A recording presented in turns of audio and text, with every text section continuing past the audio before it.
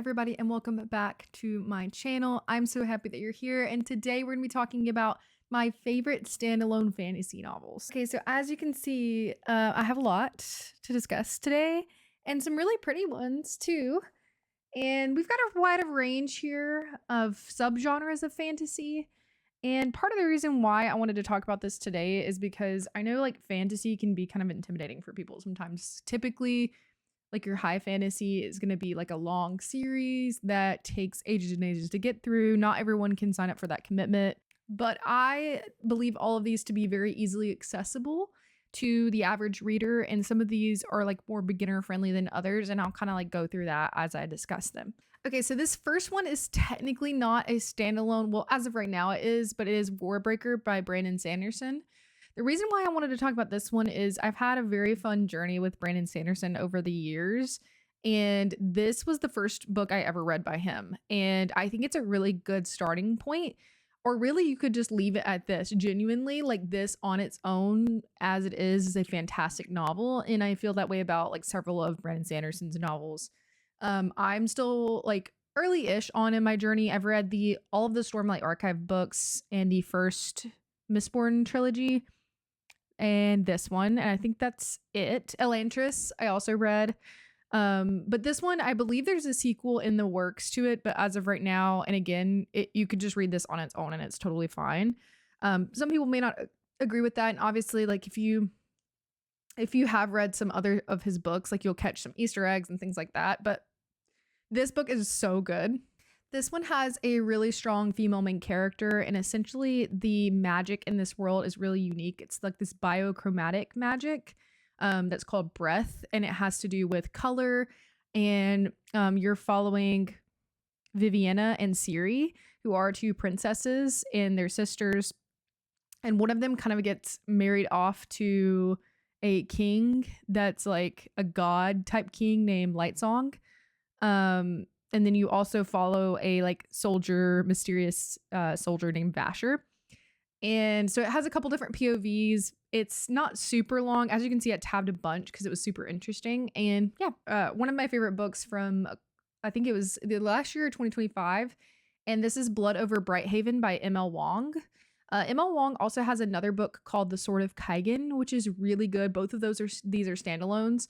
This one I just recommend like slightly more than the other one, not because it's like the Sword of Kaigan is bad, but I feel like this one is better. And it's one of my like this probably is on one of my favorite books of all time list. And this one is following another really strong, powerful, like brave, just such a genuine main character, Siona. And the magic in here is really interesting too. Siona lives in this city that's full of magic, and it is like an industrial utopia. But she starts to uncover as she is promoted into this. She's very academic focused and like achievement based. Like she's the first woman to be a part of like the high magistry in this area, or the first woman in a long time. Actually, no, she's the first woman ever to get up to the point of being a high mage. So she's very proud of her accomplishments. And I feel like this book, what's so interesting about this is the balance you feel as a woman of like being proud of your accomplishments and how you got there, but like turning around, and she kind of sees the way that not necessarily her, but like the place that she has risen to, how people have like stepped on the back of other people to get there, and like the cost of the power that she now has, even if it's not directly caused by her, but more of like a systemic thing. Very good. Very, very good. The power and the magic is done through typewriters and like the like word magic, and like spells are woven throughout like typing. It's very cool, very interesting.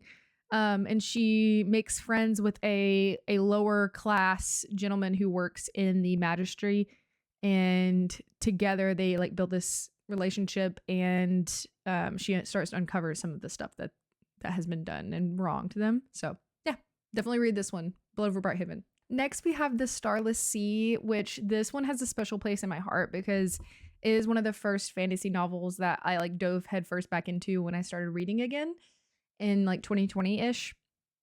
And we read this in our like first year of our book club that we do, and it was a really fun thing to read together.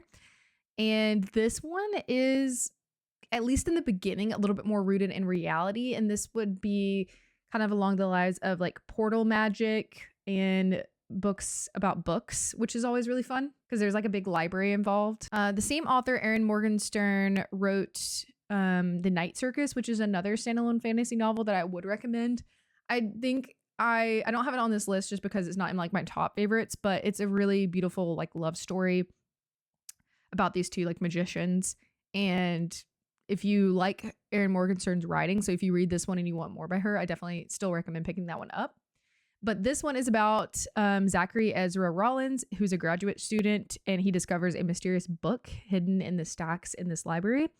And he turns the pages, he learns of these key collectors and these acolytes, and he reads a story from his own childhood. So he is very confused, obviously, about how the story of his childhood is in this book, random book that he found. And he discovers like these clues that lead him to this like secret club and this doorway to an ancient library hidden far below the surface of the earth. And he meets some friends along the way. It feels very much like a quest-centered fantasy, and it is so good. I want to reread this one. It's been a minute since I've read it, and it's just so immersive. It feels so like whimsical, and it's not necessarily cozy, but it feels cozy. It feels like nostalgic. So very, very good standalone fantasy novel. Kind of staying in the cozy-ish realm, I have Gallant by V.E. Schwab. V.E. Schwab, known for having fantasy series, the Vicious series, Darker Shade of Magic. But this is a standalone YA fantasy, but I would say it leans, this one's more like subgenre into like the horror, gothic, paranormal elements, but still like categorized as a fantasy. So I wanted to include it. And you are following a young girl who is mute named Olivia, who grew up in a school for girls and has her past is her mother's. She has her mother's journal to kind of like peek into her past, and she starts to unravel the secrets in the journal and sees that her mom has sort of like at that time had descended into like this madness. She gets a letter to come back home to Gallant, where her family is from. And when she arrives, there's nobody there expecting her. They don't know why she's there. So she starts to feel like she needs to leave, but her cousin is there, and he is essentially haunted, and the house is like haunted. And so she's determined to like discover the secrets of this house and where she came from. And she is like essentially there are ghouls in this house. There's generational trauma and magic. But she wants to discover more about where she came from. So yeah, I definitely think this is a good one. It has some illustrations in it, which is fun. This is like the opening cover page. So I recommend picking that one up physically if you pick it up. The next book that I have is The Elsewhere Express by Samantha Soto Yambo. Also by her is Watermoon, which is another good one. This one I just like a little bit more. And I actually read this one this year. I can't remember if I've talked about it yet. But essentially this one is Japanese fiction, and it follows a girl named Raya who is on this magical train that can take you to your life's purpose. And it has to deal a lot with like sorting through your own baggage, and people bring their baggage onto the train and are there to like find meaning in their life and have experienced some sort of loss that they're having to grapple with. And this one does get a little meandering in the middle. So if you don't like a little bit of a slower plot at times, then this one may not be for you, but I feel like the payoff is worth it. And it's still a really beautiful story. And you also follow Q, who has also lost his place in the world like Raya, and he is losing his sight as well. So it kind of approaches that subject in an interesting way, because in this world on the train, he has his sight, but in real life, he is like losing it slowly. He has like a degenerative disease. So yeah, it's very tough at times, but has a really good message. Next, we have another one that I've read for book club, and that is Ink Blood Sister Scribe by Emma Torres. This one is definitely more rooted in reality, but has some really interesting fantasy elements, especially when it comes to like books about books and book magic. A very specific like subgenre, like I said, that I really like. It's a debut novel about two estranged half-sisters tasked with guarding their family's library of magical books. They must work together to unravel a deadly secret at the heart of their collection, a tale of familial loyalty and betrayal in the pursuit of magic and power. So the sisters both have two kind of different halves of the power. So their family has been able to, like their father in particular, they write books with blood that can, each one has a different magical ability, the book. And so whoever wields the book and has the power to speak so one sister has the power to write the books and then one has the power to speak the magic through. But they've been separated and there's like this rift in their family. But their father dies very suddenly while reading a book that they've never seen before. And so they have to come back together to kind of figure out what happened. And lots of stuff begins to kind of like unfold. So this one's really good. I feel like this is a very approachable fantasy. It's pretty simple, but also very interesting and entertaining. So I think this is a good starting point if you're wanting to get into the fantasy genre. Pivoting just a little bit to a different kind of fantasy. This is more mythology, Greek mythology, historical fiction. And this is Ariadne by Jennifer Saint. And this one is about Ariadne, who is the princess of Crete. And she grows up greeting the dawn from her beautiful dancing floor and listening to her nursemaid's stories of the gods and heroes. But beneath her golden palace echoed the ever-present hoofbeats of her brother, the Minotaur, a monster who demands blood sacrifice. So a lot of this is Ariadne having to deal with the consequences of other people. And she has to decide whether to pursue love or loyalty to her family. Someone is like, she has to take different risks that affect like a whole people. This one does a lot with motherhood and like sisterhood and the kind of like sacrifices that you make depending on what you choose in life. So I think that I haven't read a lot of mythology, but if that's something that you're interested in, there's a lot of like truth in the folklore of this book. And I know Jennifer Saint has a bunch of other novels focused on this. Is just my first one of hers, but it is definitely very immersive. It is very epic, staying kind of in the mythology range, but not quite. Is Katabasis by RF Kuang. I have a whole vlog on my channel where I read this one while I was at the beach, and I read it in like one sitting. It was very immersive. And this one notoriously is not for everyone. Like I know people who have really loved this one and people who have not liked it at all. But I loved it. It is very much on the dark academia side of fantasy. And it has like a lot of deep exploration of complex relationships. You are following two students, Alice and Peter, and their kind of like weird relationship with their professor, who they accidentally like damned to hell, and they have to go and find him.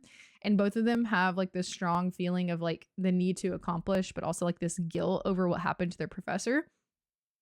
And their professor is very slimy, and you learn as you're kind of like journeying through hell with them that like some of the stuff that he did, some of the stuff they've done. And this also has a lot of like true like actual folklore from different mythology, not just one, like very many different like versions.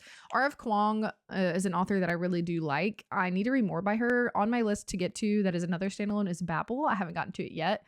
But yeah, if you like dark academia and you are interested in reading more of that fiction, this one I definitely wouldn't say is as entry level as some of the other ones I've mentioned. This can be a lot to digest at times, but if you are looking for a standalone fantasy to like spend some time on, this one might take you a little bit longer because it's got some more complex ideas, but is very worth it in my opinion. All right, next one I have is Lonely Castle in the Mirror. This is another one that I would consider like a portal fantasy. Essentially, you are following 7 students that are avoiding going to school and are having issues either with bullying or issues at home, and they're unable to face their like family and friends until the moment they discover a portal into another world that offers temporary escape from their stressful lives. Passing through a glowing mirror, they gather in a magnificent castle, which becomes their playground and refuge during school hours. The students are tasked with locating a key hidden somewhere in the castle that will allow whoever finds it to be granted one wish. Delving into their emotional lives with sympathy and generous warmth, Lonely Castle in the Mirror shows the unexpected rewards of reaching out to others. This one has a lot of mental health themes, especially with like teens and like young adults. It has some like kind of shocking twists, to be honest. And this one is another one that's Japanese literature that I would highly recommend. It is a little sad at times, so keep that in mind. But this one I would say leans more contemporary. So if you're normally into like literary fiction, contemporary novels, and you're wanting to expand into fantasy, I think this is another good option for you. All right, and that is all from me today. Just a little quick video to recommend some of my favorites to you, and I hope that you are having a good week, and I'll see you next time. Bye.